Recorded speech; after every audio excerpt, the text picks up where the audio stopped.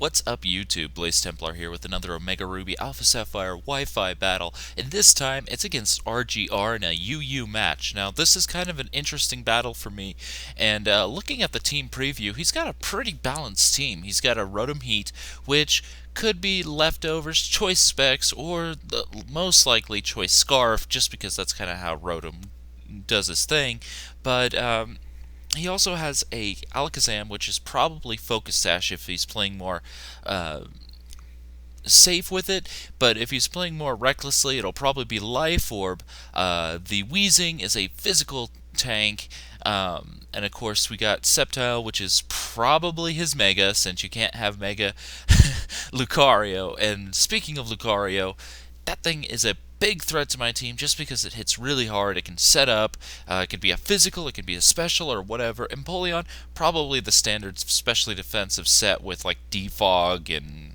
Toxic and stuff like that. Thankfully, Espeon is well equipped to take that on, despite the fact it is specially defensive. The only thing I have to worry about is the potential Scald. Looking at my team, mine is really physically based. I have Choice Scarf Heracross, a really weird Tyrantrum set, Haxorus, which has Mold Breaker, so he does have a bit of a ground weakness once I get the Sceptile out of the way. Really, the Haxorus could do a lot of work.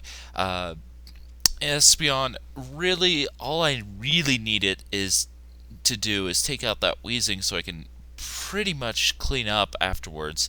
And then, of course, I do have the Sheer Force Dragon Dance for Alligator, just for good measure. That thing hits really hard. So let's get into the match instead of talking about the team preview. Now, I know right off the bat, Rotom Heat could be a big problem. And so I decided, you know what, I don't really care if T3 gets burned. All I really want to do is basically be a troll with this thing. And so he actually Volt Switches out, which is probably the safest play he could have made because Espeon coming in is a very likely thing, considering I do have the Magic Bounce with that. But knowing that, I decided just to go straight for a sub, and Tyrantrum behind a substitute is always scary. Unfortunately, I am not carrying Earthquake, so there's not a lot I can do to some of his key members, and of course, considering that, it's just best for me to go for the Stealth Rock. Now, here is a bit of a problem. This is one of the situations I really wish I had Earthquake, because getting rid of Empoleon early on would be great, just because then Espeon would have an easier time dealing with the rest of his team. We have key Pokemon that we really don't want to take hits from.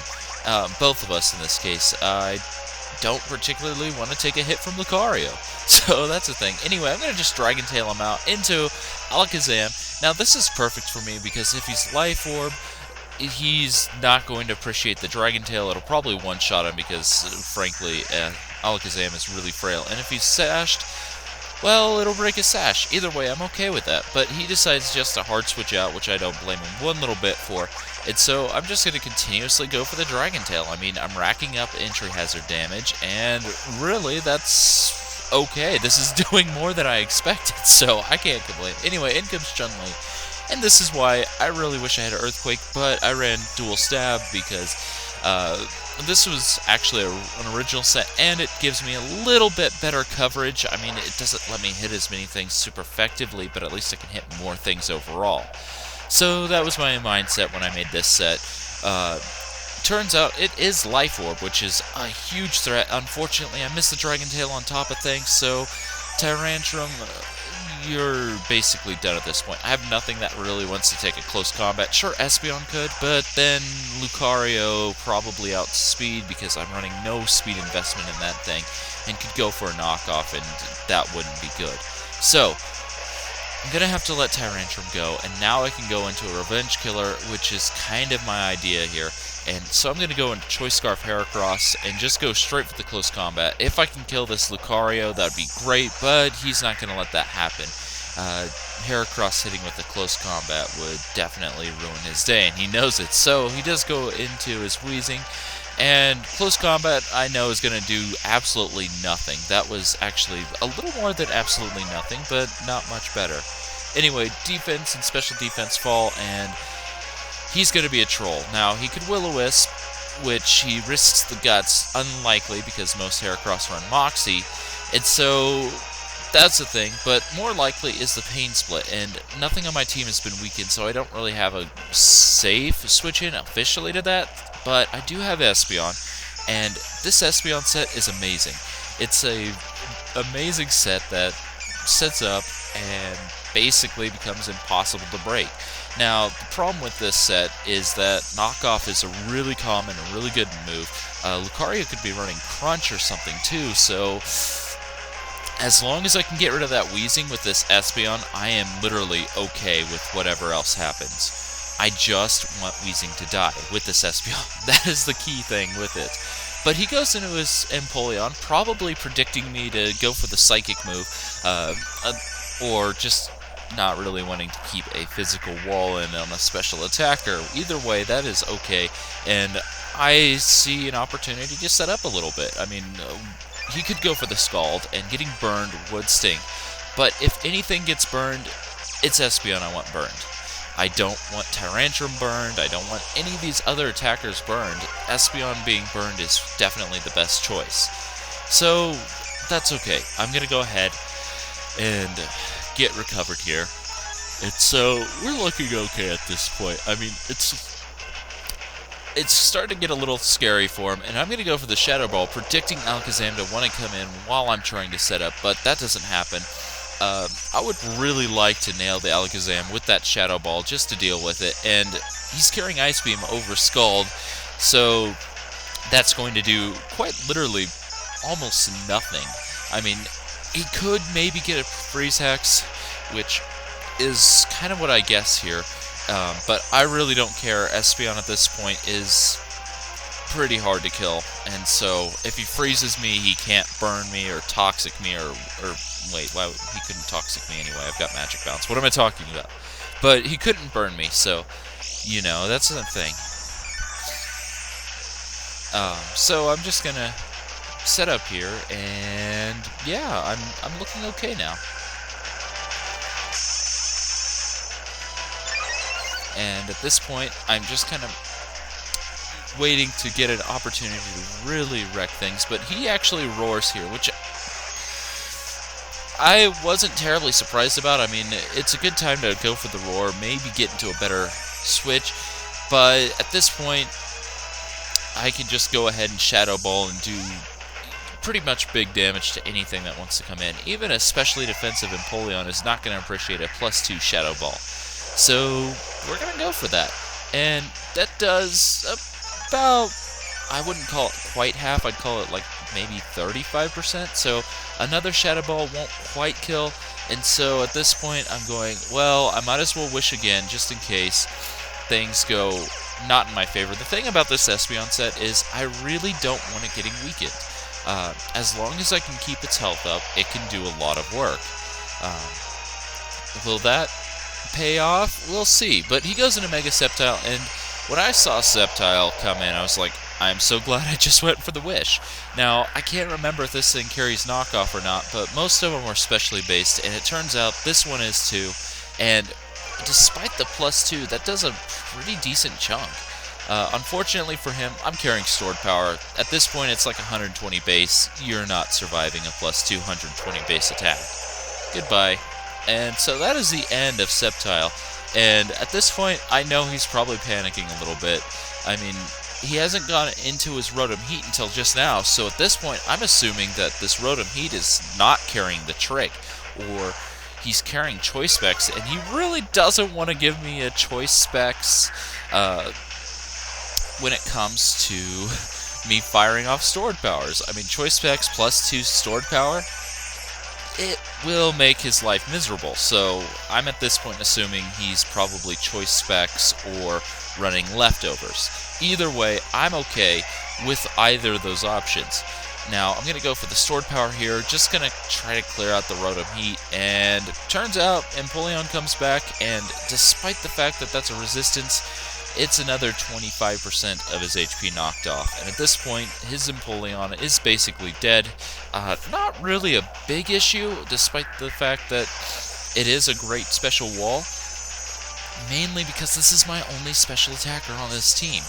So, yeah, I'm not exactly upset about this. I'm okay, but Espeon hasn't taken out the target I want it to. So, that's the thing. I mean, getting rid of Mega Sceptile, I can't complain. Espeon's already done a ton of work. He's weakened one Pokemon, or rather, he's knocked out 2 Pokemon, so that's okay. Espeon's done good work. At this point, I'm okay. I am confident with what it's done. Would I love to sweep the entire team with Espeon? Of course, I've done it before. I'm happy to do it again. But, again, assuming that he's probably not Choice Scarfed, otherwise he would have done this first. Oh, he's Choice Scarfed. But I assumed at this point he wasn't. Maybe a bit foolish on my part, but that means I go for the Wish, and I have to switch. I mean, I could stay in predicting the Will-O-Wisp or something, but I doubt he's going to go for that. Just kind of the way he's been playing. He probably wants to get some switch advantage or something like that. And so he goes into Lucario, and this is an okay matchup for me, but I predict here that he's going to go into something else, and I kind of forgot about Mold Breaker too, so I go for the Shadow Claw, assuming Alakazam might be a thing, and of course, being Wheezing, that's going to do nothing. Shadow Claw's really going to do nothing there. I'm forced to switch because I'm Choice Banded, and I'm going to go into Espeon. Now, I know he's going to Pain Split. I mean, Will-O-Wisp is not going to happen while Espeon's alive, and I'm beginning to think he might have an aversion to Will-O-Wisp anyway. But this is what I wanted Espeon to do in the first place. So I'm just going to go for Shadow Balls. I mean, considering I have so little special attack investment, it's not going to do that much. But I'm going to get this physical wall dented again. And this is really the key to sweeping this guy's team. If I can get the Wheezing beaten, the rest of my team can potentially clean up rather quickly. I mean, Alakazam, yes, it's a threat. I mean, but I do have Aqua Jet on my,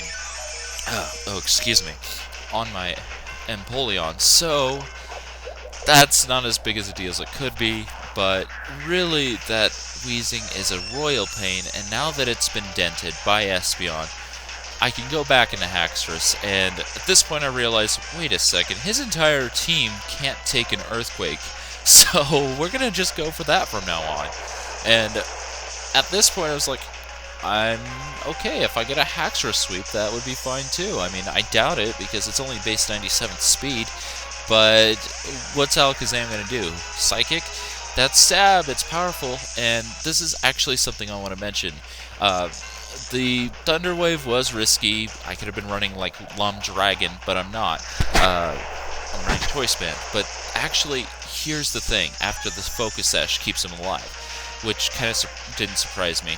He goes for Hidden Power Ice. Now, looking at this here, I just want to mention the maximum it does to a 2x super effective Pokemon is 120 base. Now, that's because of the changes from Generation 6 and 5. When you compare that to Psychic, which is space 90 times the 1.5, that comes out to, I believe, 130. So actually, unless you're having a 4x super effective, usually running your Stab and going for that is the better option.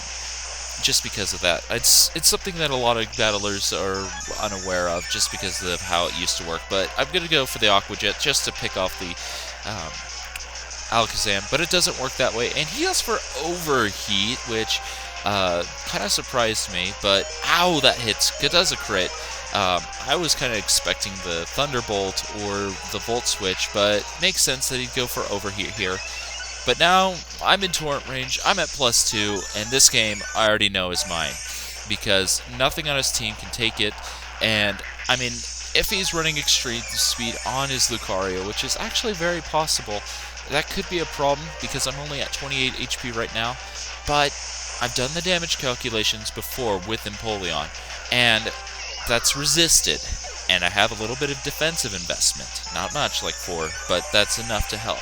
And I am at 39 HP. Now, I've done the damage calcs, and the absolute most Extreme Speed can do to me is 38 unless he crits. So it would have come down to a crit there. And so that is a way too close match. But the surprising thing was he didn't go for extreme speed. I guess he forgot about Torrent.